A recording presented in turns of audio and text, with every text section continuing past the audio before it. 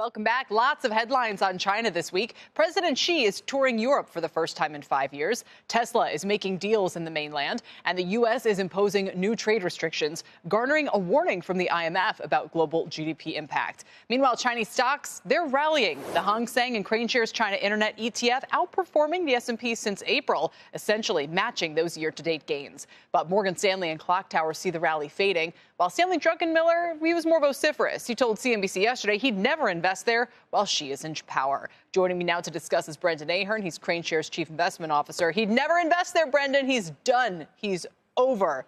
What's your response? Well, I think, like many investors, Mr. Druckenmiller, who obviously I highly respect and every investor should follow, I think there's been a lack of trust and confidence following China's internet regulation that really hurt a lot of publicly traded equities as well as private equity investors as well. So that it'll take a long time for that trust to come back. At the same time, there are investors who are willing to come back much quicker, which would be investors in China buying Chinese equities, as we're seeing today. You are pointing to, what is it, ATHM, online car sales company Auto Home, at home. What is it called? Beat analyst expectation, blah, blah, blah, blah, blah. What do you think is going on here that we need to be paying attention to? Well, I think we've had post a derivative-induced meltdown in the mainland markets and Hong Kong market in January. We're seeing a very significant rally.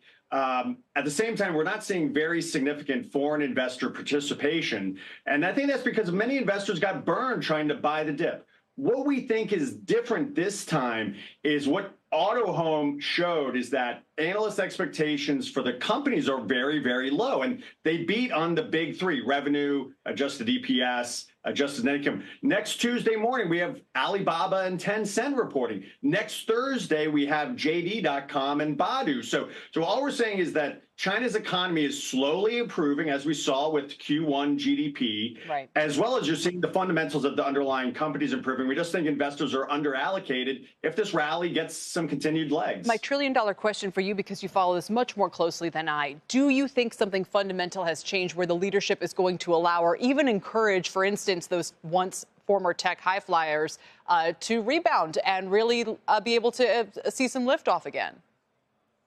Yeah, I mean, China's economy, we do, Kelly, because China's economy needs domestic consumption.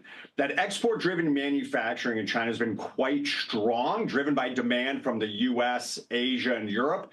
At the same time, they need a rise in domestic consumption. And that's where the companies within KWeb are the transmission engines for domestic consumption as it occurs online. So you can't kill the companies that allow for consumption to take place. Right. And that's why we think they backed off the regulation. All right. So it reminds me of their utility-esque conversation we had about this a couple of years ago. Brendan, for now, thank you very much. We appreciate it.